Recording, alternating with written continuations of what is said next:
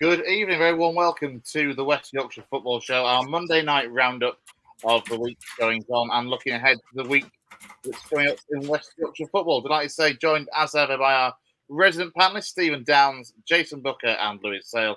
And also delighted to be on, I think this is your debut, isn't it, Callum? Callum Scott is making his roundtable debut. You can tell it's been a big day in the life of Huddersfield Town.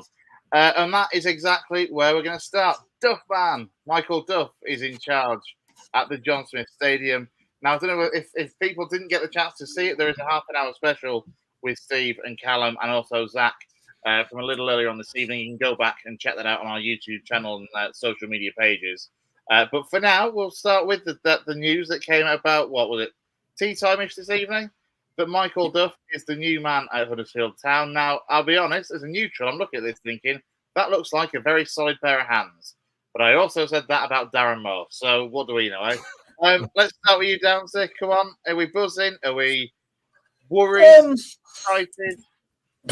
I don't know, to be fair. I'm just glad that we've got a manager after 2 days of not having one. So it's fantastic news, to be fair. The quickest decision Town's made for about 14 years, so it's brilliant.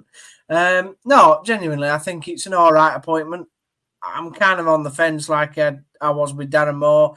It's a solid appointment. It's not spectacular, but it's we could have got a lot worse. You know, we could have ended up with, Matt Fotheringham Mark too. So to be honest, I'm happy with it. Let's just get behind him now and get on with it. Obviously, like I said, we did our half an hour chat.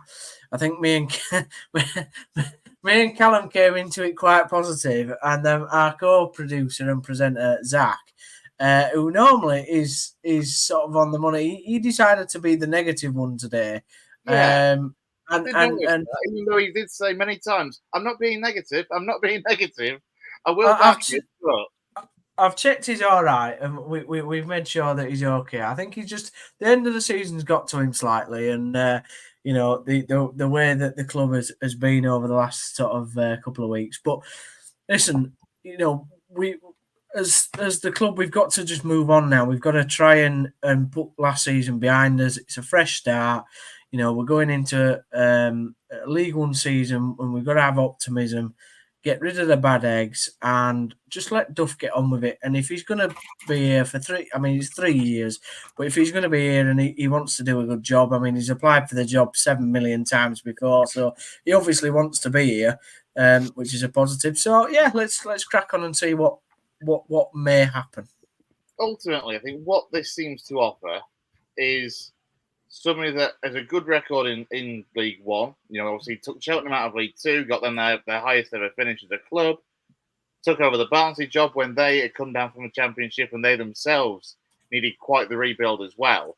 So, Callum, this seems like a sensible appointment because obviously Huddersfield coming down, also in desperate need of a rebuild. It's if he gets the backing and the opportunity to get rid of players, and get the players in that he wants, and given that his recruitment at both Cheltenham and Barnsley was good, it bodes well. It might not be, charging to the top of the league by Christmas, but if you're top 8 by Christmas in with a shout at the playoffs, given the rebuild needed, that might be all right.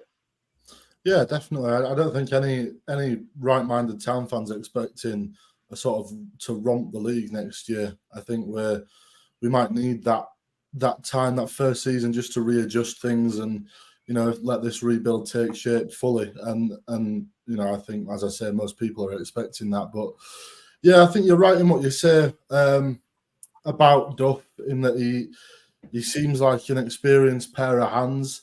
And normally when you speak about a new manager, you'd say that it's a sign of things to come. I actually hope that less the manager and more the timing that we've gone out and got the manager in is more of a sign of things to come. Head coach, sorry, Christ. Oh, let's not get pretentious. Because it's maybe the first time, the gaffer. It's maybe the first time in a long time we've seen what looks like actual organisation from Huddersfield Town. We've gone out on, I think it was Friday that we announced that Breitenreiter wasn't sticking around, and then on Monday evening we've got a new manager at the helm, which is chalk and cheese to where we've been sort of coming off this season, floundering around after sacking the manager, looking for who's next on the merry-go-round. Yeah, because if I'm right in thinking, like when Warnock went, there was a period of time before Darren Moore was unveiled, and likewise when Darren Moore went, there was a good few weeks before Andre Breitenreiter kind of caught everyone off guard and was announced. Yeah, so it appeared and has many times to be that Huddersfield Town were almost a deer caught in their own headlights. Like they sacked the manager and then were somehow surprised that the team didn't have a manager. No, that is true. That what Callum is saying is true. Yeah, it's absolutely bizarre. I mean, what do you reckon, Stephen? Kind of going forward, and I mean, look, we kind of said a lot of this summer is going to hinge on the players that Town can ship out, not necessarily the ins. It's all about getting players out before they can really bring in. But Michael Duff's, he's always come across as a really honest, decent guy. To be fair to him, I remember it's one of those players that I remember him as a player when I was a kid, and it seems mad that he's like 46 and not far off 50 now.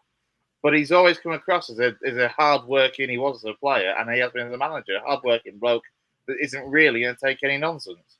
Yeah, listen, like the jobs that he's done in the past. So the Cheltenham job, I think, is worthy of mentioning. To turn around a club like Cheltenham, where they were in the doldrums for a little bit in League Two. I don't know if they were non-league, but he turned the League Two side round and got them up into League One and did pretty well with them in League One, to be quite honest. And then from there went to Barnsley, and the job that he did at Barnsley was fantastic. I mean, he really got what he wanted out of that team, except for the final thing of promotion. And people are saying that he failed in the playoff final against the Darren Moore Sheffield Wednesday team, but they didn't get dominated in that final. If anybody goes back and watched that final against Sheffield Wednesday, Barnsley were the better team, and they got a man sent off, and they were still the better team with 10 men, and it was only because Josh Windass got onto a good ball and a strike, which meant the difference between the two teams. So I don't really. You can't judge folk on a playoff final. Playoffs. No, you can't. No, you can't. I mean, I think enough of him to know where I stand on that. Yeah, and also the job that he did at Swansea. Look, we have to be honest. He's gone into a football club where they've systematically played the same style of football, very not too differently from manager to manager, and I think probably his style of play was the total opposite of what Swansea want. So he had one of the lowest possession stats in League One when he was Barnsley manager, one of the lowest tackle percentages, but they conceded the fewest goals, and it's very high pressing. He likes the strikers and the wingers to press high up the pitch, get a lot of men in midfield and play 3-5-2, and that's just not Swansea's style. So it was never going to work at Swansea, and I think as much as he tried to make it work, the fans didn't take to him, and there were other issues, and so I think he's coming back to he's coming to Town, who were very much like Barnsley. They kind of. Our fans like hard-working players. We want to see up and at them style of football, get into the faces of the opposition. We're not that bothered about passing around at the back and pretty tippy-tappy football. And so his style will probably suit our lads. Now, the good thing is, and me and Callum discussed this earlier, the fact that they've got on with it and made the decision so quickly is a very good thing, because you look at the other teams in the division like Rotherham, Blackpool, Barnsley themselves, depending on who goes up, whether it's Bolton and Peterborough and Oxford, all these sides are already planning for next season. They already know who they're going to sign. They know who the managers are. Like Steve Evans started planning for League One about 10 weeks ago. So, we had to get on with it quickly, and we have done. And I'm just hoping now that he's got a good idea of who he wants to bring in. I'm sure he'll probably bring is it Harry Kane? Not Harry Kane, bloody hell. I wish it Harry Kane. The lad called Kane at Barnsley. Herbie Kane, not Harry Kane, Herbie Kane. I'm sure he'll probably bring him in. He might bring Jordan Williams across, who actually was an academy product at Town at one time. I think he was in the academy since something like the age of 15. 14. So, He's got a good record in the division. He knows the division. He knows what it takes and the type of players that he needs. So I don't think it's a bad appointment. I wouldn't say I'm massively excited, but after the last year that we've just been through, it's a bit of calm, isn't it? And I think Callum would agree. We just want a bit of calm and a bit of stability. And if that means it's going to be a bit more of a boring season, then we'll take it. But let's hope. But we go back at the first attempt because it's always easier to go up at the first attempt. That is it, though, isn't it, Callum? Like, it's 7 managers over the last two seasons, I think. Stability. Like that. I imagine you frankly kill for a bit of stability at the moment, and they've given him the 3-year contract. If the first season sees you finish outside the playoffs, the second season you finish in them but not go up, but the third season sees you get automatics, that would be classed, I think, as a reasonably stable and successful tenure for Duff. Absolutely, and I think that a lot can be learned from previous teams that have struggled to get out of League One when they've been relegated, and owing to Huddersfield, shall we say, trigger happiness when it comes to giving managers their P45s, that if we start the season maybe not quite as well as we'd like, I think even then we should try and maybe stick a little bit longer with Duff. Let him try and implement the style. Allow him the time to be able to make this squad his own. And this squad will need a couple of windows in it when you look at it, because there'll be players in there that inevitably, come the 2nd of September when the window's closed, there will probably be players on the books that you just haven't been able to get rid of. So it's going to take a few windows potentially for him to get that squad he wants, isn't it? Yeah, and I do hope that he's backed well enough by the board, although I do think that he himself will be aware of the situation at the football club, and I don't think he would have signed along the dotted line if those sort of stipulations hadn't been met, that the board will invest a certain amount in the transfer market to allow him to get this squad up to where he thinks it needs to be, because they know he knows this league. It's one of the reasons why they appointed him, probably the top reason why they appointed him. So why then you wouldn't trust him to go out and get the tools to make it possible? I just don't see that happening. I think this is why I disagree with Zach in our little show beforehand, where he was kind of saying, well, Darren Moore didn't sign Radulovic. Well, no, of course he didn't. He probably never heard of the lad. But the fact of the matter is, by the time that we signed Radulovic, they pretty much already made their minds up that we weren't going to carry on with Darren Moore. So they were trying to sign players for whoever the next manager was going to be. Town have always signed players with the head coach having the final say, bar 1 or 2 in the past, which are well documented.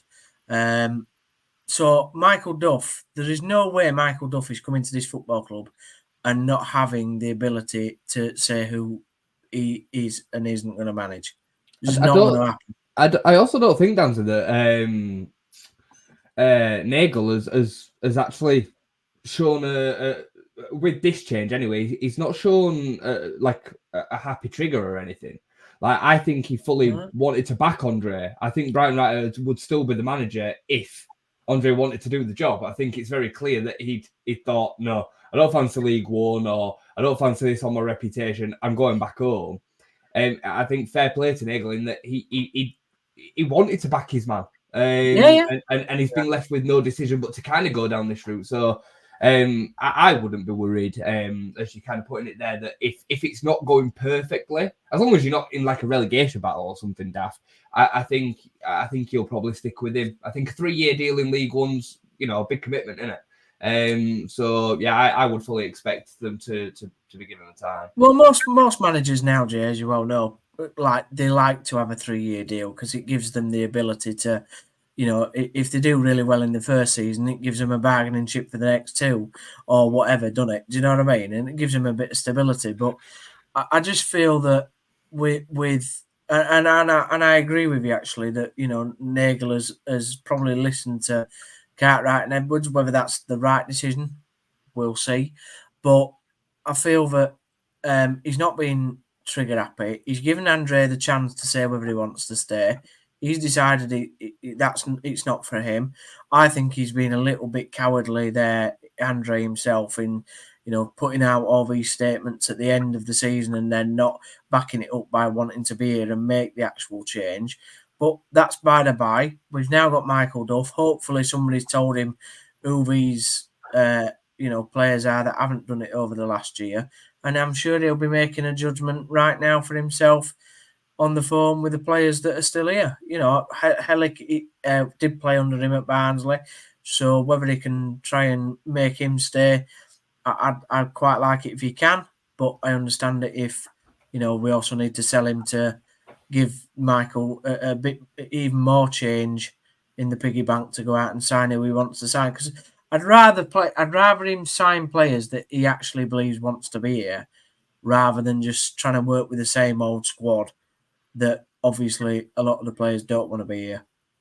It's a funny hindsight thing, isn't it? Because when we were speaking about Andre first coming in, we all said it's one of them. We have no idea how it's going to go. None of us really had a clue.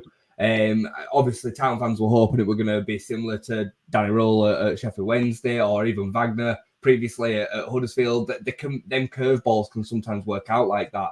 But hindsight, like I say, is a wonderful thing, because in hindsight, you would have gone for somebody with a little bit more championship experience, a little bit more know-how that would have probably got you through to the end of the season, i.e. a Warnock. And then you could have rebuilt from this position in the championship. But I think you mentioned previously about Duff, being wanting the job before. And I wonder whether that would have been, I'm just interested to know your guys' opinions in hindsight.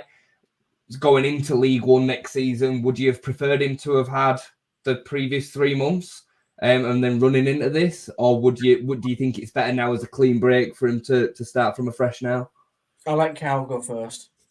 I'd say I like the idea of the clean, wipe the slate clean, because say if you'd have come in towards the back end, all the players are still carrying all the how do I even describe the mood around Huddersfield Town in the last baggage, damage, where do you want to go? They were carrying it around. The place was not a good place to be around, whereas now you can have this sort of rejuvenative effect where the new managers come in, it's a new regime, right? Clean break from last year, forget all about it, we're where we are, right? Let's get on with it. Yeah, I agree with that, and you have to also appreciate Cal, where he's not got the thing about relegation in his mind. You know what I mean? He's not taking the club down.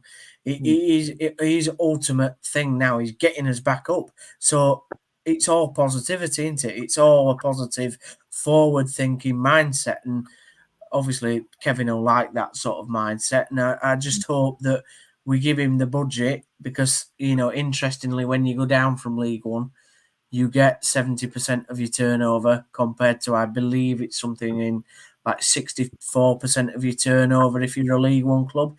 Pretty sure that's what was said on the Wrexham documentary. So, we've got a bit of leeway there where we've come down, and hopefully there's a bit of muscle in his budget where he can work some magic. And if we have to sell Thomas or Adoni or whoever, then that's fine by me. But as long as we're bringing in some quality, and I'd love to see Harry Kane in a town shirt.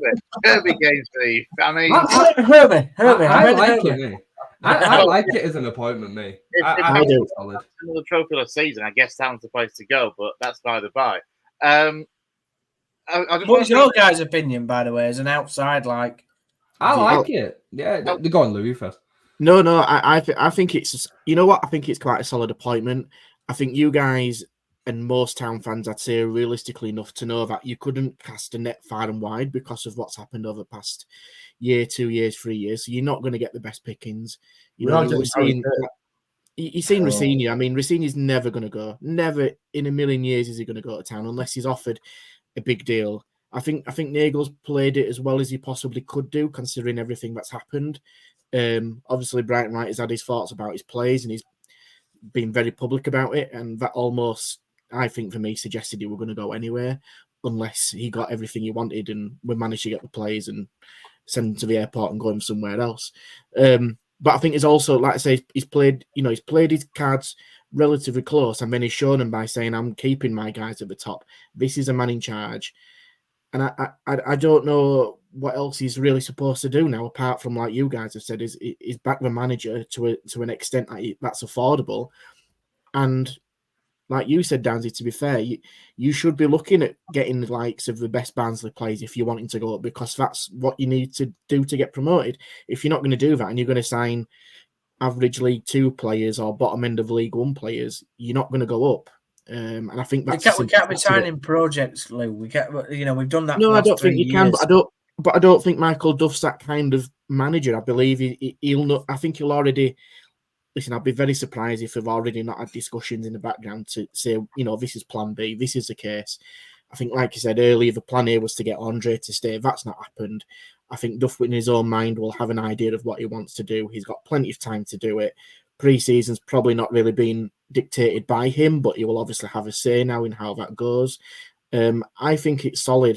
I think you've got to listen. We've said, haven't we? Managerial appointments are so short-sighted at the moment. You've got to give him, I think, probably a season at least to get the best out of what he wants to do. What will be very interesting now is, one, you go off to a bad start and you are struggling at the bottom end of that table after the first 10 games. How does that look from the club's perspective? Is the blame put on the top, or is it put on Duff or on the players, or all three combined? And also, let's be honest, what happens if Duff does really well, like he's done at Cheltenham and Barnsley, and the Championship club comes in for him, which is a possibility? Does he go and take that job like he did at Swansea, or is he kind of learn a lesson, or will he stay at Huddersfield? But I think it's a good appointment, considering some of the options that might have been available to you. Like I said, I don't think he gets you off your seat going, "What an absolutely wonderful appointment! That's the best one we could have had." But as a Town fan, I'm actually quietly optimistic about you've probably got the right man in charge, and I think Kevin's all over it. I absolutely think he knows exactly what he wants to get out of it this season, and it'll be interesting recruitment wise what happens. And I think you'll see that in the next month.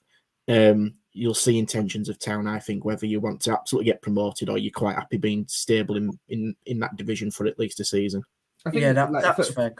For Duff, he's had a natural progression to the Championship. I think I remember seeing his Cheltenham side. He did a really good job there, I thought. And you're absolutely spot on with what you said about the playoff final. On the day, I would have said that Barnsley edged it. They were a very compact side. It was one moment of magic towards the end of the game, as you say, against 10 men from being in the Championship. And it were always kind of understood that he was going to be a Championship manager the following season, whether that were at Barnsley or somewhere else. The problem that then came from there was the fact that Swansea made the decision to employ the wrong man. As long as I can remember watching Swansea, even when we were in League One with Swansea, they've played a certain style of football, from Martinez to Laudrup, and then Brendan Rodgers. All these managers have played a certain style, and Duff doesn't play that style. And they've not then gone on and done amazingly much better since sacking him this season. They've been on and off and whatnot. So I think it's a really solid appointment, and I think it says a lot about him that he's not waited around for a Championship job to come available 3 months into the next season. He's like, no, I want to get back in. I'm prepared to drop back down to League One. It's a big project. They're a big club at League One at Huddersfield. I'm prepared to take that risk. Because there is some risks attached to this based on everything that we've seen from Town over the last 12 months. And, Warnock and Nagel and all this kind of put together has made a bit of a...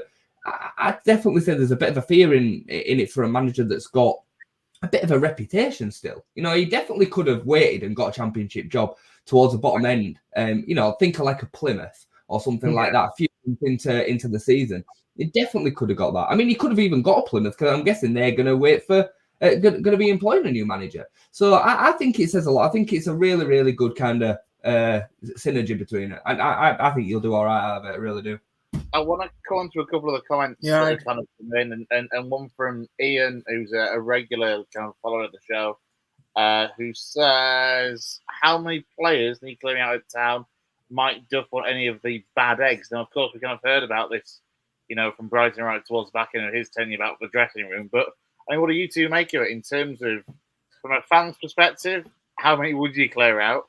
And actually, how many of those do you suspect are the wrong-uns that actually might work under that might embrace the new man in charge? I mean, in terms of just addressing the comments, and obviously hindsight is a wonderful thing, but it's probably a hell of a lot more clear now. We should have seen that maybe Breitenreiter wasn't going to stick around when he was making comments like that, essentially pouring petrol onto an already burning fire and then running away from it. Yeah. So, in terms of what he said, I'm not sure whether, and I agree with something that Zach said in our special earlier. Some of it, I think, is right, what he's saying, because quite a lot of things point to that being how things have been at the club.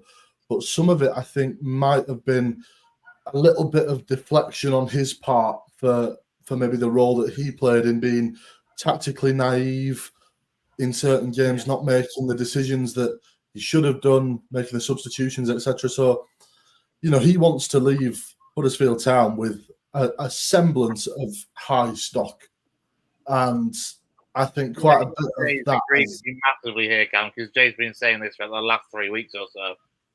Yep. Yeah, and the more I've thought about it, the more I've come around to the idea that actually that is probably going to be the case. But I do think that there is truth in some of what he said. I do think there are some bad eggs in there, some poor attitudes. And we've seen that. We don't need the manager to tell us that. That's been on show for quite a bit of the season. So, it's a strange one, but I do think we need to clear out a fair few, if anything, to sort of boost the budgets. Yeah, I think there's sorry, Stuart. I think there's an element of that, Cal, and I think you're spot on.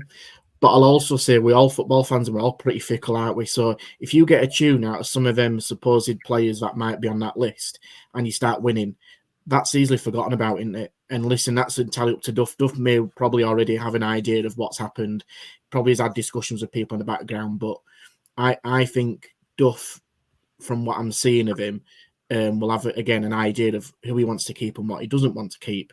But I also think there'll be some players he probably actually wants to work with and try and turn them around, because some of them players in that current squad are good enough to play in a championship on the day.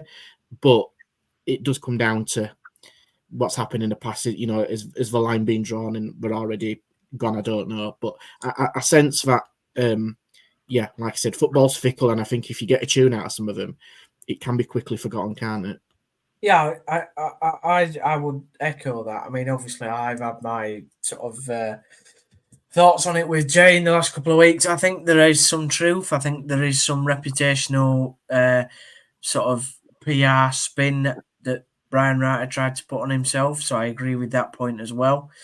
To be honest, I don't think some of these players that are supposedly bad eggs, I think there's a little bit of, some of them are young lads who have just followed and been a bit like sheep that you could probably turn around quite easily. And then I think there's some that I think they need to go just for themselves, just for the career change. I think we need to move them on. Better for them, better for us. And I don't think the fans will take to them again. I think it'll be very difficult. End of the day, you have to remember we've got relegated out of a division into a division that we've not played in for 14 years. And we might have had bad players before, like shocking quality players, but we've not really had a manager come out and say that there's been bad eggs in the dressing room. And I feel that does say something about some of the personalities that are in there. There's always bad eggs, Steve. Yeah, There's I know there always is. bad eggs. And yeah, I know there is. But what I'm saying is those bad eggs have got us relegated. And so there needs to be some sort of repercussion from that. Now, like you say, Lou, Duff might want to work with some of these lads, and that's fine. He's got to make his own decisions, and he's his own man. And I'll back whatever he decides. So if he decides, say for example, it won't happen, but to bring Delano Bergzorg back, right? 95% of the fan base don't want Delano Bergzorg anywhere near this squad next year. But if Michael Duff brings him back, then you've got to get behind him, haven't you? And you've got to say, right, well, he thinks he can turn him into a great player that will score 20 goals next season and gets promoted. And I think that's where we are now. And to answer your question, like directly, Chris, I think there are, I think we've got to get probably rid of 12, 13 players, Cal, really, in the squad to make a big enough hole for Duff to bring in the amount of people that he probably wants. I think that's fair to say. I think that's fair to say, but I will caveat that with exactly what you said previously. He's a new manager, he's come in, he'll want that sort of fresh slate sort of thing. And as much as I think that another manager might have tried to get rid of players like Hellick, obviously, I think if he sees players that could be quite central to the way he plays, he might think that it's worth holding on to them in order to spend money in somewhere where he thinks another position where the squad needs to be strengthened. And that would be, in my book, clever business, but it would be at the sort of expense of keeping one of the so-called bad eggs. But then again, if we keep one and get rid of some others, are those bad eggs quite so bad anymore? Well, that's what I'm saying. There needs to be a natural turnover of a dressing room, Cal. That's my opinion. And I know Zach just said about that all the players got us relegated. Yeah, they did. They did all get us relegated. But, the way that the dressing room mentally and sort of psychologically has obviously evaporated this season is because of those certain attitudes in and around the training ground. And that affects other players, particularly young players that don't have many role models within that squad to look up to. And that goes back to what Warnock said about leaders in the dressing room. We haven't really had any leaders or a lot of leaders in that dressing room for quite a while. So I think it's natural, but we need a turnover of players. Yeah, I think you're right, Bessie. But I also think, listen, this might bring a smile to Jay's face, and I know it's kind of linking it a little bit with Leeds, but, you looked at last season where Willie Gnonto was looking like he were going to go, and Leeds stood up for themselves. They weren't prepared to let him go for pretty much nothing, and that was the situation. And Leeds got relegated, and look at kind of what's happened this season, albeit I know they've not potentially gone up yet, but what they did is manage to keep hold of an asset for a team that they felt they needed for this season. And I think Huddersfield have got to be strong in this because, they haven't been in a good position, I'd say, in the past 2-3 years, as you guys know far better than me. But now you've got a new manager and you've got to be quite stubborn and resilient on this, because we will have people who potentially will take some of these players, but you've got to get the best deal you possibly can for these, because that could tee you up for a really successful season. You can't just get rid of them just for the sake of getting rid of them. No, I agree. I agree. For that risk, that you might get a tune out of them for at least a season, and you might get promoted, and they might have a bigger resale value that you can help build a squad around. Because we've seen other examples where, sometimes the clubs have really got to be number one out of this, not the player power. You need to make sure you get the value for the player as well if you're going to sell him. And you should be in a position with Nagel where you can kind of say, no, that's his value. To kind of back onto Lewis's point there, the case with Willie Gnonto, I think, is great man management and great management by the club as well, in that the club were like, no, he's valued at 35 million. You pay 35 million or he doesn't leave. Doesn't matter if you're handing in a transfer request. It doesn't matter what you say. That is what you're going for if you're leaving. And obviously no club came forward with the money. And then not only that, Daniel Farker showed proper man management ability to be able to reintegrate him back into the squad and have him be a valuable asset to the starting 11 this season. So that it shows you 2 points. I mean, for me, and I know we had disagreements about it, Steve, and I know you've probably kind of warmed to what I was trying to get at the time because of now what's happened since. But it was just weak. He was weak. He's a weak manager. He's likely in his previous roles had everything kind of go for him. He's not really had any difficult situations to deal with. He's probably not had bad eggs in the changing room before. He's probably not been under the spotlight quite as much as our championship is. People talk about it being our second division. It's arguably the 5th or 6th biggest league in the world. And people just kind of skirt over that come from abroad. So I just think he was weak, and it was on him to deal with them situations over the time that he had. True, it's hard, don't get me wrong, but I do fully believe if he'd have brought in a Pearson or not Warnock, but an equivalent to Warnock with 3 months ago, you saw it last season, he'd have been able to galvanise that squad to be able to stay up. And I blame him, mate.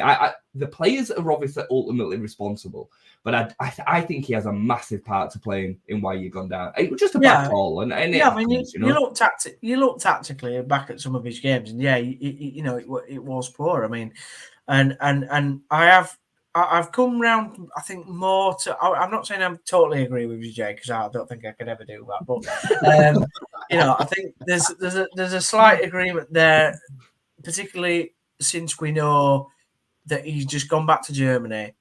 I probably one phone call with Nagel and probably said, "No, I don't fancy it, mate." Yeah, I don't fancy that. Do you know what I mean? And to me, you can't come out and show all your laundry and then decide to just not do anything about it. Do you know what I mean?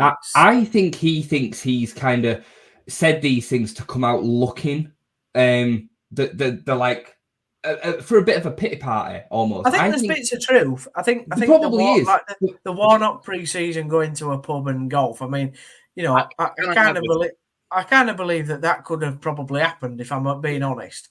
Do you know what I mean? And the teams that we were playing.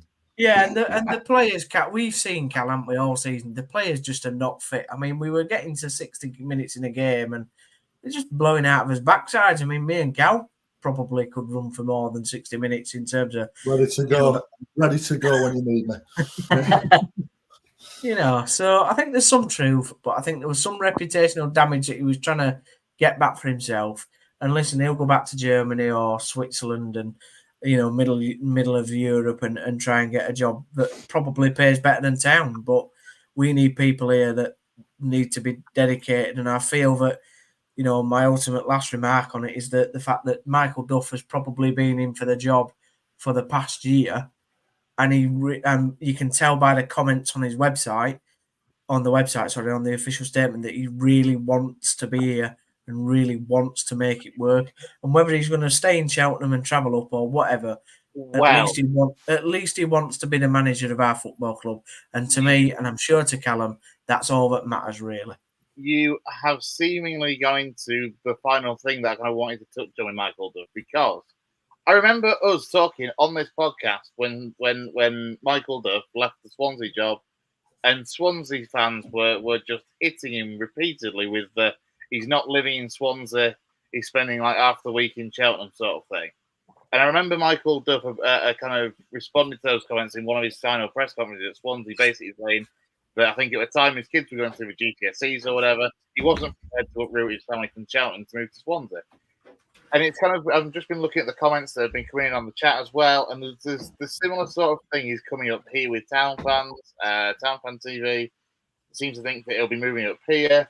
Terry 930 says his biggest worry is Duff not being up here. What will we see maybe 3 days a week from him? And then Zach, ever the positive person. Zach is positive. He sounds like Duff will not be moving up north like he with Barnsley. I mean, what do you two reckon, lads? Because the thing is, he's bloody familiar with the north of England, with his playing career just over the hill from Huddersfield. He played obviously a long time at Burnley. It's not like he's a complete alien to the north of England for a start. Obviously, he had the Barnsley job only a couple of years ago. Does it matter to you two as Town fans whether he lives in a hotel up here like Alan Partridge, or whether he spends half the week down there and trusts his coaching staff up here? It's don't get me wrong, football management must be an insane lifestyle to balance work and family. I mean, where do you two stand there as Town fans? Like Simon's just put in the chat there, if he wins football matches, I don't care where he lives. 100%. 100%. I think for me, it's more we got like with Wagner. He lived and he demanded that every player, bar Jonathan Hogg, which is interesting, lived within the 30-mile radius of the 30 minutes, of the training ground. Which is quite unique. But yeah, I agree with Cal. It doesn't really matter. I mean, but I'll be fair. You can go back and watch the podcast please do, because all the shows are on the channel. When Duff was mentioned before for the job, I was against the fact that, I openly said, well, if you don't live in Huddersfield, then, he's not committed. But I think I've slightly changed my stance on that because, family is important. Breitenreiter didn't bring his family over from Germany, and Cheltenham's closer than Germany, isn't it? So let's just, you know. Sorry, Steve. If we are going to base this notion on the fact that people aren't committed unless they live inside the HD postcode, right? Half of the players would be gone because they live in Leeds. I live in Bradford. Stephen would be gone because he lives in Bradford. Well, Cleckheaton, not Bradford. Right. But I'm sorry to bring this rule in, Callum, because it gets rid of Downsy, then... And I know it's not the same as a manager. I know it isn't the same as a manager, and a manager's going to be a lot more hands-on, but to sit here as a club and say that somebody isn't committed because they don't live there, whilst having an owner that lives in California... No, yeah. I agree with you completely. I think ultimately you're not talking about him not doing what's necessary at a time when it's necessary. So between now and the season starting, the likelihood is that he'll probably be up here all the time. He'll be in an hotel. He'll be, fighting constantly with agents and managers and coaches and doing everything to get the team prepared and ready. But then if he's still living in Cheltenham come the start of the season and he's taking training Tuesday, Wednesday, Thursday, and then spending rest of the time in Cheltenham, whatever, as long as it's working, it doesn't matter. Yeah. It literally doesn't matter. So I think it's absolutely. And let's be honest, it's not that far, is it? Let's be realistic. In grand scheme of things, across the world, where some teams have to catch a plane to play an away game, it's about 3 hours drive. It's in the south, Lou. It's far enough. Yeah, well, you know what? It has its down points. I get back down to, but it's not. I know people saying it's not next door, but let's be realistic about it. It's doable, and like I said, and I'm pretty sure that they're back this season. Southampton are back, and it's not that like. We're so entitled in this country, aren't we? We're so entitled in this country because we feel like Southampton's like days away. But like take America or whatever, where you have to, if you're going to go to the south border of the country, it might take you 3 days. Parts of Europe's like that. So we're so like spoiled over here. But let's be honest. The hierarchy at Huddersfield are not going to sign off on Michael Duff, whether to Carl's point, when he's living in a HD postcode or elsewhere. And I think Nagel is, again, it's on Nagel, is this, and the owners and Cartwright and Edwards to go, we've appointed Duff, and Duff can live wherever he wants. As long as the job gets done, that's fine. And if it doesn't get done, then obviously the hierarchy might go, well, if he's still living where he's living, he might need to move further north or whatever. But let's be realistic. Because he lives not in a HD postcode, potentially, it's not going to affect where Town finish for me. I just don't understand the rationale behind it. And to say if he's not moving up, to say he's not fully committed, is baffling, because you've got to be committed to sign pretty much a 3-year contract. It shows more commitment. I agree. You know what? You just took the words right out of my mouth, Jay. I was just going to say the same thing. I can't wait for Bradford Park Avenue's next manager to come from Torquay. Be brilliant. Bit different in non-league, mate. Just before you finish, Chris, I just want to ask Callum. Cal, I don't know if you've seen on the show before, but we have a resident League One supporter in the show tonight. And he's extremely confident about next season in the fact that, his little Lincoln team will be able to beat us twice. Let me put a caveat in here. I am less confident about what I may have previously stated on this podcast over the last 2 weeks. After you appointed the manager of Michael Duff's expertise, I was kind of thinking, go with Breitenreiter, see how it goes. I am less confident. But, I genuinely think we'll both be there or thereabouts around the playoff. Chris's exact words were, Cal, Chris's exact words were 3 weeks ago, go check it on the podcast, we will destroy Huddersfield twice next season. Hang on. This is absolute bull Order. You know it, Dandy. That's bull crap. The only person that said anyone will destroy anyone is Jay about Southampton. Yeah, that is true. Oh, why did you have to bring that up? Like, come on, we might, because it's true. It's fact. We might end up having to play them in final. Yeah, don't get me started. I was trying to wind Chris up, to be fair, but he's come back with an absolute. It brings me into it. Come on, bring us on to Leeds. Then. I'm covering my own backside here, Jay. But in all seriousness, I think genuinely, I fancy Huddersfield to do certainly better under Duff than I think the rebuild. And don't get me wrong, I kind of thought Breitenreiter might have done a decent job at getting rid of people and bringing people in. But just because you've gone for somebody with that actual track record in League One football, that bodes well for me. So, yeah, it will be very interesting, Mr. Downs, before you continue trying to stir crap up. Did you bring out the old Dave word there, by the way, in that rant that you just had? No. He didn't. I did. He did. All right, okay. Come on, we're 47 minutes down here, and we said we wanted to be off after an hour. So what? All right, then, Jay. Let's move on to Leeds then. Yesterday, go again Thursday, yeah? Yeah, I mean, I've certainly got less to say than Thank you for that.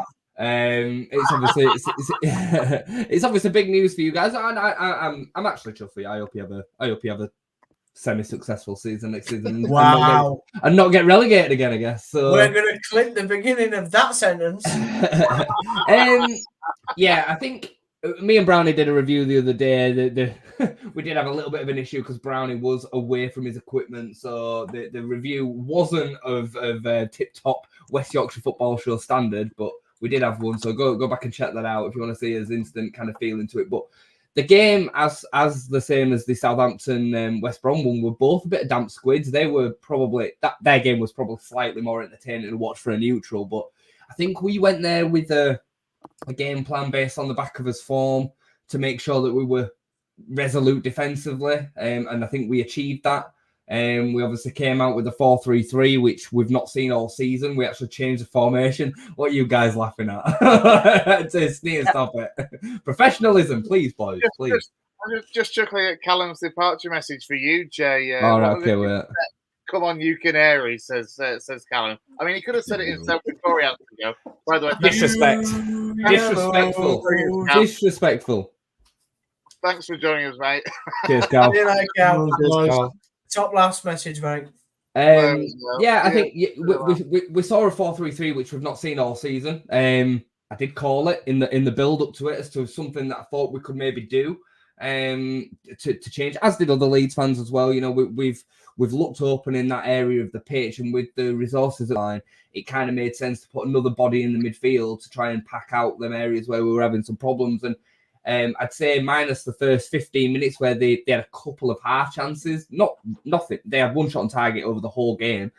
We completely dominated the play, really, especially second half. We were in possession for most of the game without doing anything with it or doing enough of note. I kind of summed it up to Brownie the other day that the pass before the goal was missing. Like the assist to these, it felt like we were just not meeting that one pass before the goal. But overall, I was happy, mate. I think coming out of the form that we've had, Southampton, QPR, and the way that things have been since the international break, it was nice to see a little bit more of what we've seen in 2024 in that game. And coming out of it, I think without conceding will be big for the back five, and taking it to Elland Road on Thursday, knowing that if we win the game on the night, we're in the final. So, yeah, overall, fairly optimistic compared to where I was before the game.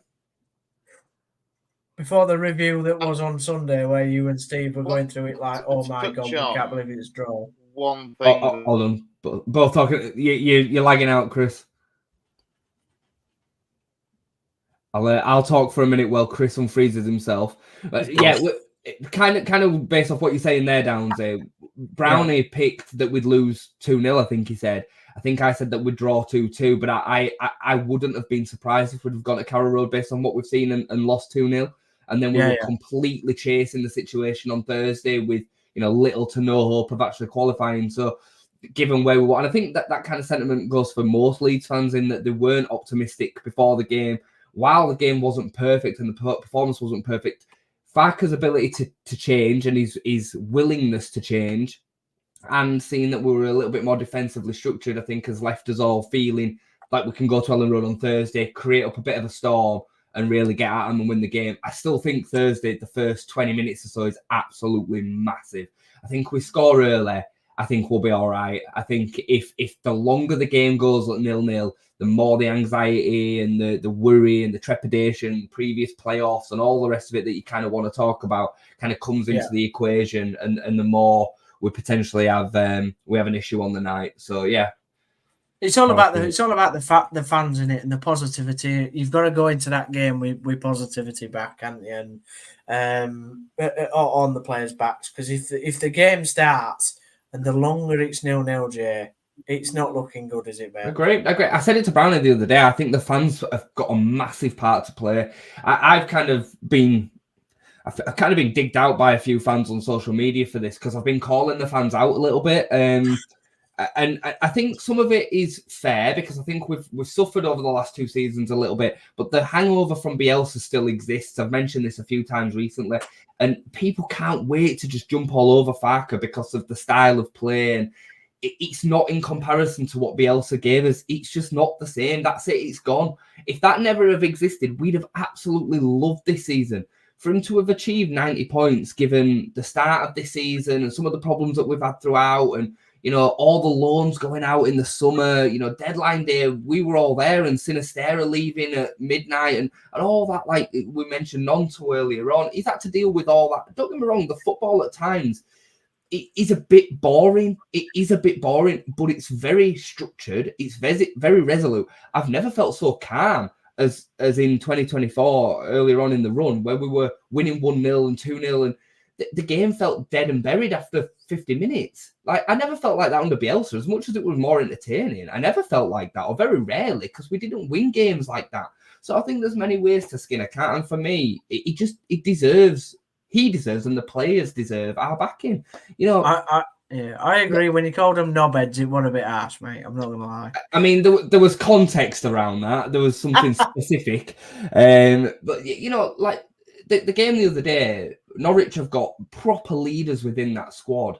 The likes of Kenny McLean, and I know Duffy's had his problems this week, and Ben Gibson, and these are proper championship stalwart kind of players that have been there and done it. Our average age was 4 years younger than them, second youngest in the division. We take out Patrick Bamford from the starting lineup with his injury at the moment, and we've got an inexperienced right winger playing at 9 at the weekend. I just think people are quick to forget that, because they just expect talent and talent alone to win a football game, and that's just not how it works. So I think he's done an all right job without being superb. If I were going to give him a grade, I'd give him a B. And most of the time, that'd have been good enough to finish top 2. It's just this season it wasn't, Yeah, I think to be fair, when I watched it and we were commenting, weren't we, between us about the game, yes, it wasn't a perfect, but you're never going to get a perfect performance unless you're crawling what they've done MK Dons, and that very rarely happens in playoffs. There could have been a couple of tweaks to starting lineup, hindsight, again, wonderful thing and all that. But I think Farke, in the grand scheme of things, and I think the majority of Leeds fans would have been coming out of there and going, you know what, that's fair, is that? If you do taking a 0-0, and I think what you mentioned earlier for me was the most impressive, is that you kept a clean sheet when you've looked shaky at the back since the goals have started to flood in a bit, since that really, dry spell for you guys in a positive way. That you didn't really look like conceding, and I know I commented to you, didn't I? I thought the first 15 minutes, thought Norwich started that very well, but what impressed me more about you guys is Leeds is that, ironically, very opposite to what Bielsa done. They just settled the game down, took all the emotion out of the game. They slowed it almost to a walking pace. I thought Kamara was integral to that, and I think that's exactly the role that you've probably needed in the past few weeks. And I think Farke probably recognised that in a big game scenario where he's played in those kind of environments and bigger, he's done a job. And I think, yes, there's probably more pressure on Leeds to do it. I think there's going to be a more expectation of you now to go and win than what you may have had a few weeks ago.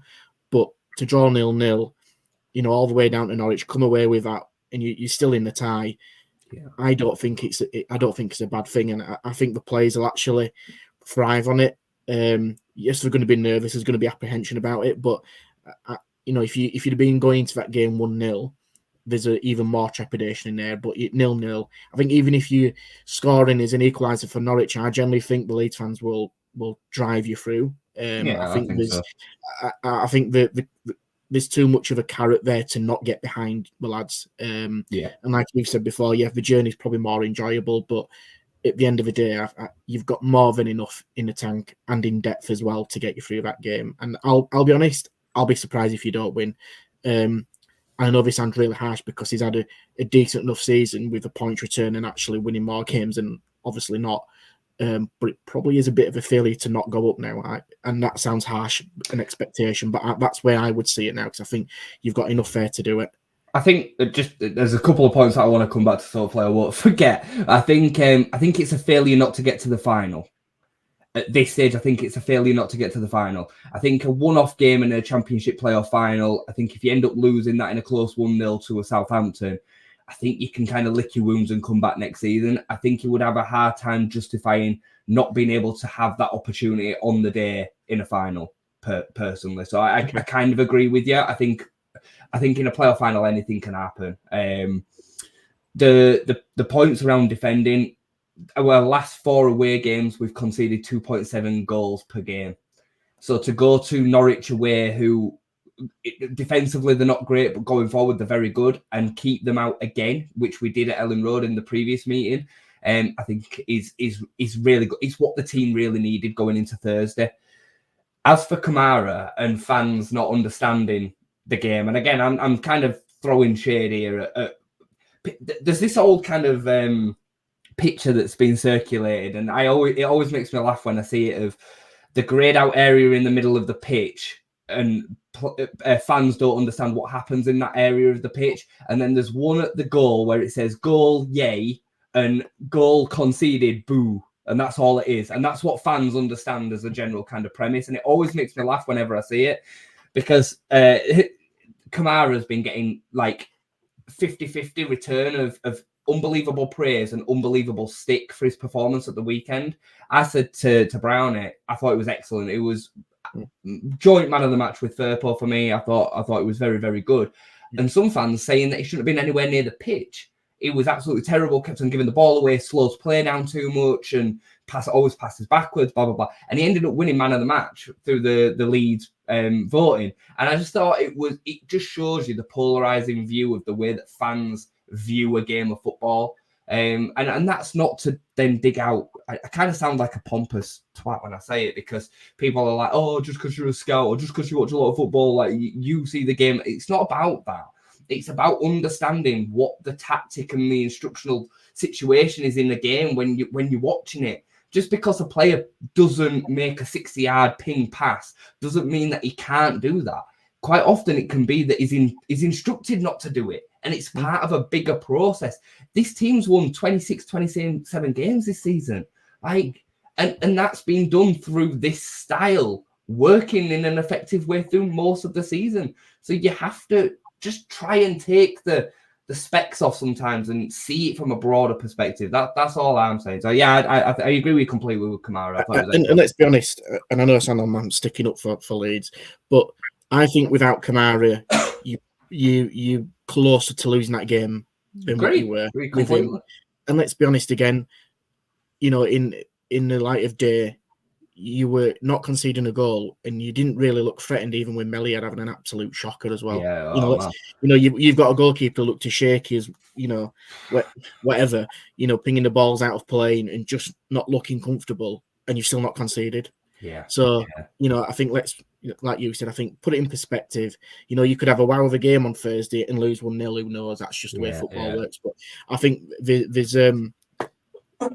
the benefit for me, if I were a Leeds fan, is you've got a stronger bench to bring on, and I think more game changers. And you know what? It wouldn't surprise me if I think Farke kept the same squad. But I think he could tweak it a little bit to, I think the likes of Roberts maybe instead of Byram. But if I were a Leeds fan and I saw that same starting lineup on Thursday, I wouldn't be disappointed. I wouldn't. I want him to come out with the 4-3-3. I'd rather him keep a little bit more control of the game. I think it'll allow us more chances at home. Just naturally will create more goal scoring opportunities. I wouldn't be surprised if he starts Connor Roberts over Byram, just to give us that little bit more danger going forward from the width, because Byram, he won't go forward.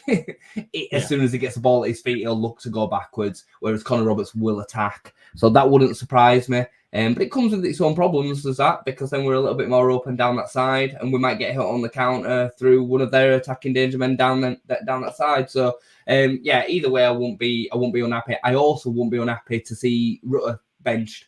I think it's a great opportunity to do it and bring him on with 25 minutes to go and see the impact from him from the bench, because since the international break, since he had the hernia operation, it's not been the same. Yeah. And I do think we might get more from him impacting the game over the last 30 minutes than we would from the start of the game. And I think a 4-3-3 actually suits Pirro more than it does Rutter in the 9. The 4-3-3 certainly suits him more than the 4-2-3-1 does when he's been asked to do the pat role. So yeah, I wouldn't be against that either. And I could see that happening because he got hooked after 60 minutes. He had a really poor game, I thought, again the other day. You know, he might as well not been there, if I'm being dead honest. Yeah, he had a shocker. I wouldn't, you know what, as well, it wouldn't surprise me, and I don't think it'd be a bad shout to possibly put James to the Nonto. I think Nonto could really affect it coming off the bench in the last half an hour. Yeah, I agree. I said exactly the same to Brownie. I think the game was made for James. I think if he'd have been fully fit, I think he'd have started, and maybe even Nonto would have played centrally. Because Nonto's more natural at the 9 than Rutter is. I think if Nonto's the one running on to the chance after 5 minutes, I think he scores. Whereas Rutter completely fresh airs it. Yeah, completely fresh airs it. He's just not a goal scorer, right? He gets into so many. I think he's the number 1 of big chances missed this season is Gio. He's just not composed in front of goal. So yeah.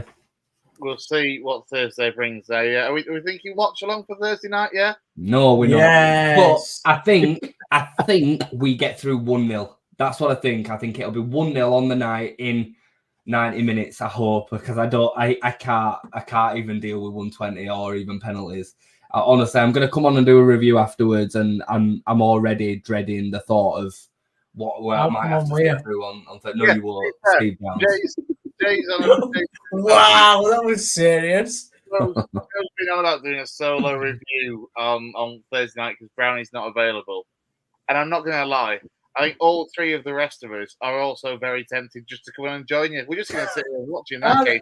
I think we just need to caveat that show that all views are only Jay's only, not of the West Yorkshire. That's fine. No, you know what, right? It depends on the performance in terms of a complete blow up. If it were a back and forward game and we end up losing 3-2 or something, I could handle that. Because I'm quite. Says this now. No, but I like when I had a blow up after QPR, I think it were fair because the performance was not acceptable given the circumstances and the situation. But I'm quite level-headed and usually fairly fair. I'll be upset, I'll be gutted because I really want to go to Wembley. I really want to have an opportunity of winning a playoff final again. I were there at Millennium Stadium when we lost to Watford. What an awful day that was. We're there at Wembley when we lost to Doncaster. We're there at Elland Road when we lost to Millwall. I've seen them all. I've dealt with all the pain and suffering. I just want another chance at having another go at that. Because what a great feeling it would be to win a playoff final. So, no, it's true. It's true. Like, no, I'm laughing at Downsy. I know. He can't help himself, can he? Can I just say, though? Can I just say that in our WhatsApp group, I can't wait for the comment on Thursday night saying, "Oh, this ref, terrible, this ref. Oh, Norwich got back. Let's talk about him. Every bounce of the ball. No, we haven't got time. Chris, come on. Indulge you. You can do that Thursday. Bounce to the ball, Jay. Bounce to the ball. The refereeing, the officiating in this country is an absolute joke. It really is, and it just gets worse and worse and worse. And even though VAR even though VAR isn't involved in the Football League, right? The problem that we've got at the top in terms of the way that they allow officials to get away with decisions is trickling down into the Football League, and we're seeing less and less culpability for what's happening. It's not just the odd bad decision where you think that wasn't a foul or that throw-in's gone the wrong way. It's massive key decisions that are so blatantly obvious. You know, they're talking about it in the Sky Studio, the foul on Nonto. And I'm not saying it were a penalty. We're right on the line. If you want to give a free kick, give a free kick. I'm all right with that, right? But they're saying they all agreed that the referee hasn't given that because of the time of the game. That is unacceptable. It's unacceptable. I just can't. I'm so sick of talking about it, but we can't help but because they keep on coming up week after week. Farker's been taking a bit of stick over the last couple of days because he's come out and said that he's had 12 separate letters from the PGMOL to apologise about bad decisions. That's not right. I've got 12. some breaking news for you, Jay. Got some breaking news. You've actually been promoted, mate. You've been going on all the time about referees. We're actually at the 29th. I kept that under 90 seconds. You're lucky. He does in this case like a fair point, and 12 letters is astonishing. We're all written by the same person. I think there's also to that point to be level-headed about it. Listen, I'm not referee's greatest fan either, and I know you're trying to wrap it up, Chris, so apologies. So give me my 30 seconds on this. But that Norwich-Leeds game, when we're talking about it, Byron pulls back, Norwich player, clear booking. Every day it's a booking. He lets it go. Then 10 minutes later, Fasnatu comes on for Norwich, does exactly the same, and he gets booked. Let's be balanced about this. That is not acceptable, is it? Because they're both pretty much identical. So how that can happen when it's the same challenge, one gets booked, one doesn't get booked. So standards aren't great. Gruev deserved a yellow card. I think he did 6 of the same, and I fully expected when he did the last one to it being the 1, 2, 3, 4 one that you always see where the referee points all over the pitch and then gives the yellow card. It never came. So I hear you. I'm not saying that this is all one way. Yeah. So often this season, because we've been the team in the ascendancy, it feels like the attacking ones have more often gone against us than for us. So I'm guessing that's probably why we've ended up with 12 apology letters. But it just needs to improve to improve our game in this country. I'm not talking about Leeds, all of us. And I don't want to set Downsy off now, right? But the decision that we had at Town the other week, and that didn't relegate you, it didn't. But the level of that decision was so bad. Like, it's so massive. I'm going to have my 30 seconds now. No, I'm only joking. Sorry, Chris, no, we've still got a couple of other bits I want to touch on before we do wrap up. So I'm saying no more than another 10 minutes. 10 minutes max. I want to touch on the rest of the EFL playoffs actually, because obviously we're talking to Gaz, the resident Bradford City fan, about the League Two playoffs in particular. And I think we were fairly unanimous in thinking Donny are going to get through this. And we saw them go 2-0 up in the first leg and thought they'll be home and dry. Fair play to Crew for a start, for coming back to get that win at their place. And as for Crawley, good Lord, what a performance that was over 2 legs. Unbelievable, wasn't it? I mean, I tell you, in the first leg, the Max Dean chance that the keeper pulls a worldie of a save off. What a massive moment that could have been. Because that could have completely changed the whole tie. And I know it seems crazy saying that at 8-1, but, goals change games. And in that moment, it could have completely made a difference to that first leg. But yeah, I mean, I remember us speaking about it with Gaz on the WhatsApp, and he was very kind of confident that it wouldn't be Crew or Crawley, and they've both ended up there. And that's just playoff football sometimes, isn't it? I think that's the way it goes. But Crawley were fantastic. I mean, the football in some of the goals, mate, they were playing them off the pitch. They were actually taking the mick a bit at the end. They're doing what MK Dons have done all season with other teams. They almost did a job on them, Yeah, that final Crew v Crawley is like when we got to the final with Reading. We were like, neither team should have got there, but somehow you ended up, I mean, I think it'll be a good final, mate. Both teams like to attack. I think, both, particularly Crawley, as we've seen, good footballing team. And, I like their manager. I think he'll be another one where he'll rise through the divisions, mate. To be fair, I'm not going to lie. I'd love to see Crew go up because I always favour the northern clubs in these situations. The one thing I will say about Crawley, though, actually, is if you kind of rewind 12 months when they just stayed up and the ownership, because, of course, I can't remember the names, so I apologise on that. But the fact that their owners are the ones that are extremely heavily linked to cryptocurrency and completely unorthodox ways of running what you class as League Two club. They were getting battered last season when obviously they were really struggling. They were changing managers left, right, and centre. It kind of shows that actually this season, whatever has happened and this stability with Scott Linter has kind of worked for them to be able to get Crawley from being, right down there last season to the playoff final this season. It's like an episode of Bullseye for City fans. It's like, look what you could have had. Oh, don't pick on Gaz. It shows you the power of a good manager, though, doesn't it? it shows you the power of a good manager. You know what one person at the top that's in charge can actually do to the culture and the environment, and same players quite often. You know, so yeah, unbelievable, mate. I don't really care, obviously, who goes up, but the other thing from it the does other to these two, though, Jay. So that's why they're talking about it. yeah. Well, no, I'm not really bothered either, because I'm sure we'll go and destroy either of them. But do you know what I mean? It's funny with Crew in it. the Just quickly, Chris, on Crew, I subconsciously always think of Crew as like Crew and Gillingham because of the era of when I were watching. I got my season ticket in the first season. We went down to the Championship from the Premier League, and they were plucky little soldiers every year. Were Crew and Gillingham, and you know Mark Rivers and Dean Ashton and Kenny Lunn, and you know that some proper players. Crew are ridiculous. Like their track record of and even in the last couple of years, to be fair, they've still had like a lot of that current squad have come through the academy really well. Final thing on the Doncaster Crew semi-final. Have any of you seen the clip that was doing the rounds on Twitter after that game?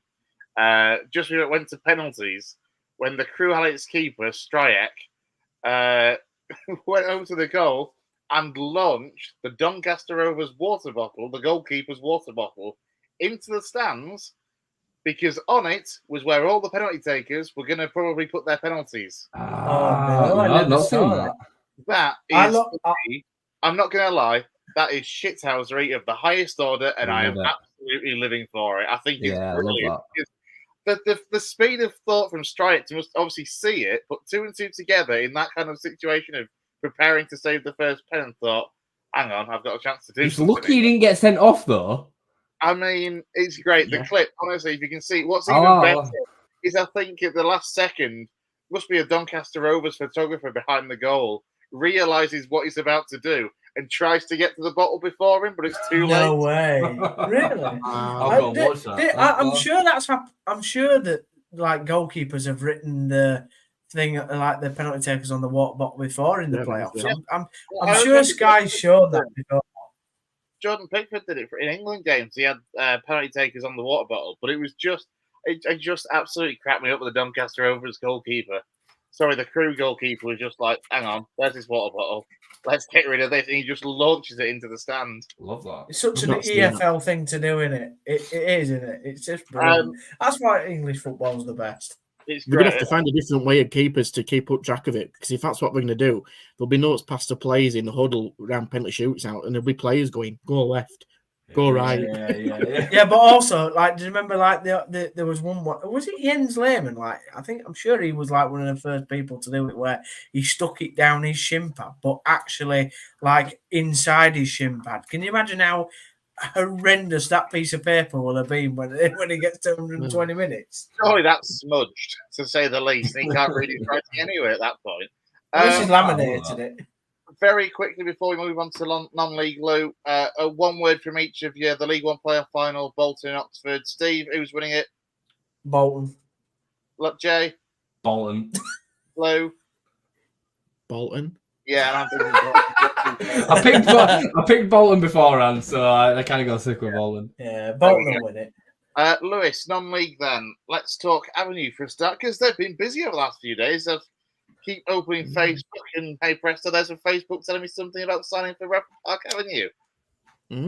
Yeah, so obviously we announced the return list and those that are in negotiations to stay at the club. So there's a few that are still talking, I believe, behind the scenes to maybe strike a deal. Obviously, we announced those that have left.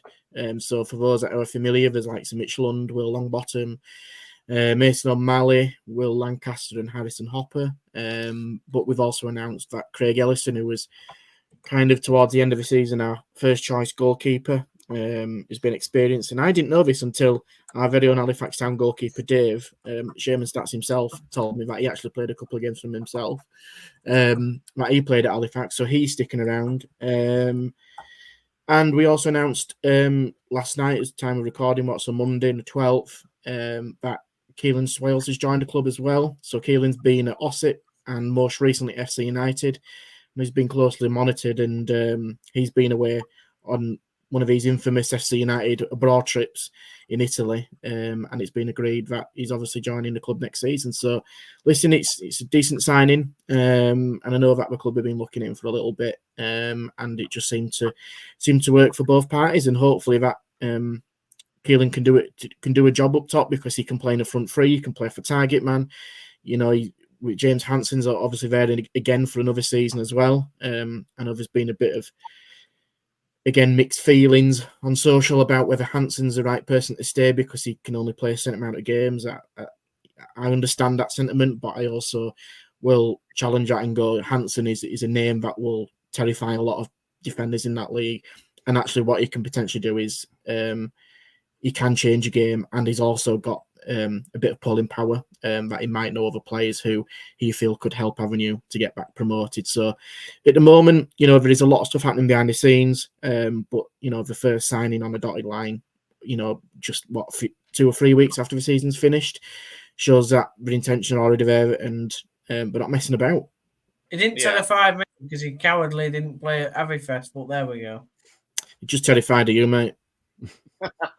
I think Keelan's a massive signing. Like, I know that it didn't maybe work out for him in the way that he wanted to at FC, but he's certainly a player I think that would be capable of playing week in, week out at that level. And the fact that we've managed to get him to come down to the east, Abbey, I think is it's an exciting signing for sure. That the fans will enjoy watching. And let's be honest, he's a local lad, he's a striker who scores goals. So if you can't get excited about something like that, then there's a lot of things. And obviously, they announced a season ticket deal as well today. That's just come out from Avenue. So obviously, there's the early bird that a lot of clubs do up until June the 13th. So adults at £125, and then after that June date, it goes to 140.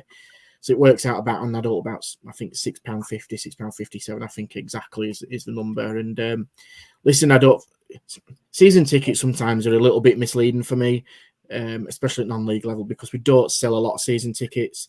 It's an extra bit of bonus in the budget pot to possibly spend with, but it's not. I wouldn't imagine the club are absolutely banking on huge season ticket sales to back the budget. It helps. I think that what they need to do is if we get a few more players over the line, is announce them as soon as possible and just reiterate that season ticket, because that will eventually see, again, what we said about Huddersfield and Duff is the intentions of Avenue, and they've been pretty clear that they are going to go for it and try and get back up at the first attempt. Yeah, absolutely. Finally, then, turning attention just to Guiseley, we are still hoping to get Mark Bauer on at some point. Of course, he was announced as the new Guiseley manager a couple of weeks or so ago. For Guiseley, it's not about new signings, but it's about keeping hold of the contract renewals, Lewis. That you look at the names so far that have renewed. You've got Jimmy Leibel, Ollie Brown, Gabriel Johnson, Prince Polo, and Lewis Whitton. That, for me, is 5 players that you would, when everyone's fit, they'd all be in that first choice starting 11. Yeah, it's not a bad spine at all. I think they are the ones that you'd look from a guy's perspective and try and keep. Maybe the likes of Reece Kendall as well, who had a bit of a very decent season for guys that might be on that list as well, potentially. But Lewis Whitton, he's had a really serious injury. And I know he got a massive support from the club in terms of helping pay for operation. So that was probably always going to be the case. And he feels like a new signing. I know it's a renewal, but that does feel like a new signing. Yeah. Obviously, Polo is, let's be honest, I think he's probably too good for the Northern Premier League on his day. And that's a real coup to make sure that he's leading that midfield for Guiseley. And Jamil again at the back. So you have built a spine there. Gabriel Johnson is a very, very decent striker at this level. And like you said, Christos, more goals in what you think. Yeah, 23 goals last season with Northern Prem. And, say that it was somebody who, when he first joined Guiseley, going back a couple of years, he was primarily out and used as more of an out-and-out winger. It's a great return for him that he's been playing through the middle. So it certainly bodes well. And we look forward at some point, I say, to getting Mark Bauer on to kind of ask him a little bit more about his transfer plans for the summer and what he wants to do with the club going forward. Any other questions? No, I think, like I say, just on Guiseley, I think from Bauer's perspective, again, he's probably got a little bit of extra pocket money than what he's had in the past few years to spend.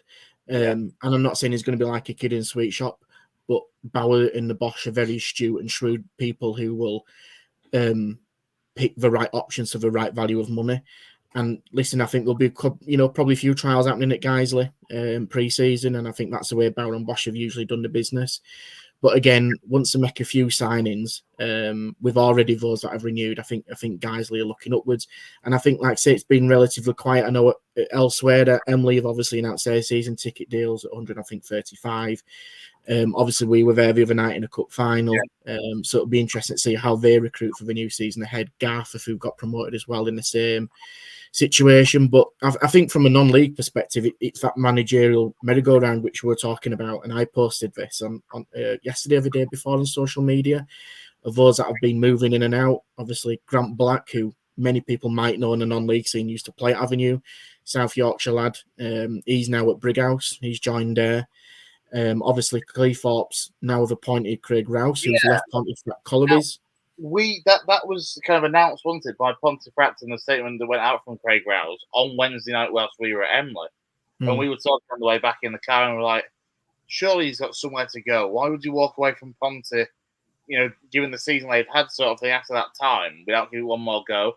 As you say, Pontefract's lost in this case is Cleethorpes' gain. And they've, from what I can gather, always been reasonably well back for the level of Cleethorpes, to be fair. I always remember Craig Clay, former Grimmage midfielder, was on their books not too long ago. But it's certainly an interesting move for Craig Rouse. Yeah, listen, it's a good appointment for what he's done at Ponte. He's built a real good, like, almost community unity between the team, fans, staff. I was surprised he's left Ponte. But obviously, the opportunity to go to Cleethorpes must have been too good to turn down. So, listen, I know it's not exactly Charlton to Huddersfield, but, Grimsby to Ponte is not too far either. So let's see what he does. But, I think, again, we said this for countless times of those that are maybe not familiar with non-league scene, players do try to tend to follow some of the managers around that we've worked with in the past. I wouldn't be surprised if some of them Ponte players actually maybe move with him at Cleethorpes. He'll probably pick some of the better ones that he feels could do a decent job. Cleethorpes, I know Jay's seen him a couple of times. He's they've got some decent plays in there as well already, so he's got a bit of a foundation to work with. And I think from this situation, like we talked about with Duff at Huddersfield, we've seen a lot of non-league teams at the moment, ironically locally. We're all out and about on the end of pre-season, end of season trips. We spoke about, with Riz at Albion, they were going on holiday. I think the Campion lads have all gone on holiday as well. I think Fackley only went the other week as well. So once that's all out of the system, I think in the next 2-3 weeks, you'll see a lot of movement in non-league, especially around the local area. And as we'll do, obviously as much as we can to keep people updated, but let's give it 3-4 weeks and like I say, it won't be just managers. There'll be a lot of players moving between different clubs. Yeah, it's going to be a very, very busy summer, I think, in non-league circles as well as in EFL circles. Well, we're going to wrap it up there. It's still somehow been nearly an hour and a half's worth of stream when we were all convinced beforehand there's not that much. Well, actually, I say this. We're all convinced there wasn't too much to talk about. And then Huddersfield went in and announced stuff at tea time. That's what's done it. But hey, it's been a really good conversation. Big thank you to Callum Scott for joining us a little earlier on. From our usual regulars, Stephen Downs, Jayson Boocker, and Lewis Sale. If you haven't already subscribed to the channel, if you can do so, that would be great. Always helps us. Also, give a like on the video. We are on X and on Facebook as well. Just search for the West Yorkshire Football Show. Not that Brownie will see that. He's got a Facebook ban for some reason at the moment. I'm going to out him for that one because it's what you see said. I'll be admin of the page and now be banned to deal with anything. It's going to force him down to use that one. A big thank you. I'm definitely blaming you. A big thank you, as always, for tuning in, though. We will be more than likely be back next Monday.